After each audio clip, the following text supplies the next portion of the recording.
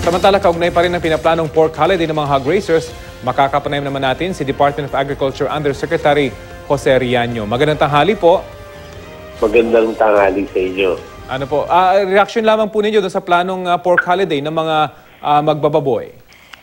Ay, kinalulungkot ko nga yung pork holiday na yan. Pero sana pag-aralan ng gusto at namin pag-usapan yan dahil yung mga problema na yan, hindi lang siguro yun ang problema. Dapat siguro tingnan natin yung, ano yung problema, ano yung solusyon. Kasi ang tingin ko po, yung pork holiday, hindi yun ang kasagutan doon sa problema.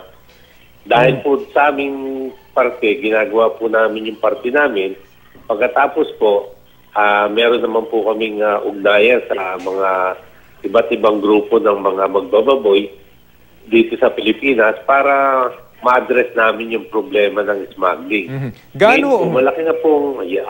Gaano ba kalaki yung problema ng smuggling, pork smuggling ngayon dito sa bansa?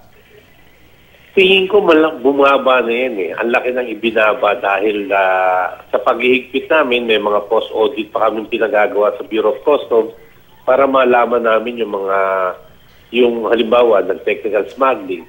Matcha-charge pa rin sila doon sa taripang ginagawa nila. Kasi may taripa dyan, dapat babayaran 40%.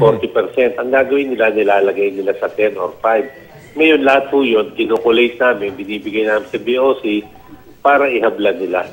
Ganun po ginagawa namin ngayon. Opo, binabanggit po ninyo, bumaba na yung mga smuggled na pork na pumapasok sa bansa. May numero ho ba kayo nito? May numero ho ba kayo nito? Kung ilang porsyento na ibinaba? Palagay ko po ba, malaki. Kasi po, ang dami po namin nahuli nung nakaraang taon. Nakakuha kami ng mga 160 yata. 160 40-footer container. Record breaking po yung volume na yan.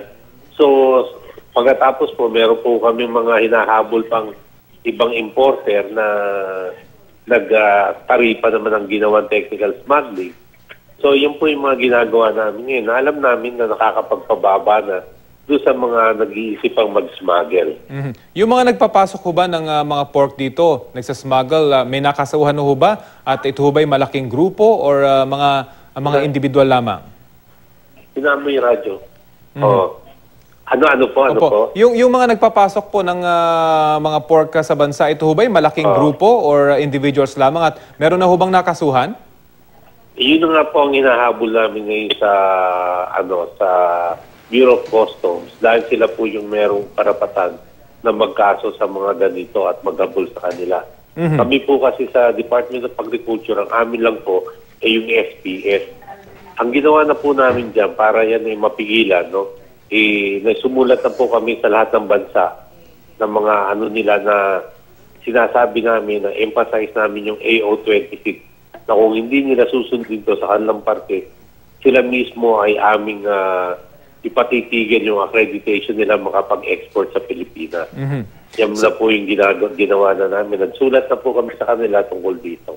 So kung sinasabi po... Marami naman po nag-respond sa atin. Opo. So kung sinasabi po ninyo na bumaba na yung mga pumapasok na smuggled na karne ng baboy sa bansa at meron kayong mga aksyong ginagawa, meron ho ba kayong koordinasyon dito sa grupong ito magsasagawa ng pork holiday dahil tila hindi ho sila satisfied sa inyong mga aksyon?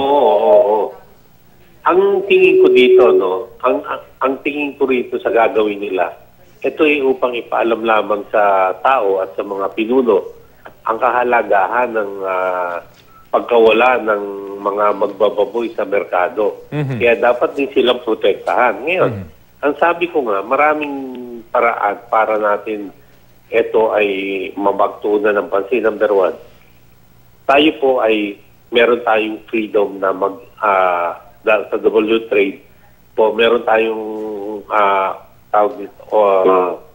agreement na pwede silang mag-trade off sa atin ng baboy. So yun po, hindi natin mapipigilan ng mga importer, number one. Isa po yun. So kung hindi natin ang kailangan natin maging competitive.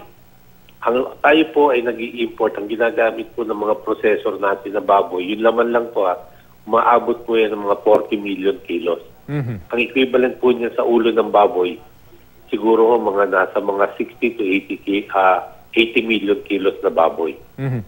ang daming kailangan pa nating baboy. Ngayon, kung yun po malalagyan natin ng fasilidad para yung mga backyard ay makapasok dito at madala sa mga prosesor, ito po ay magle-level up ng presyo ng baboy. Pangalawa po, dapat po ay maalis natin yung diferensya ng presyo ng backyard sa commercial. 10 pesos po ang difference doon. Kaya ang nasasaktan dito, yun mga maliliit na magbababoy. Ito po ang kailangan natin gawa ng remedyo. At yun ang ginagawa po namin. Kaya may mga processing plant na kaming ginagawang slaughterhouse AAA sa Tanawan para ma-address po namin yung backyard ng Tanawan o ng Batangas area. Well, anyway, sana po masolusyonan na nga ang problemang ito para hindi na tayo makaapekto sa taong bayan. Maraming salamat po sa inyong oras. Okay, salamat din po. Si Department of Agriculture Undersecretary Jose Riaño.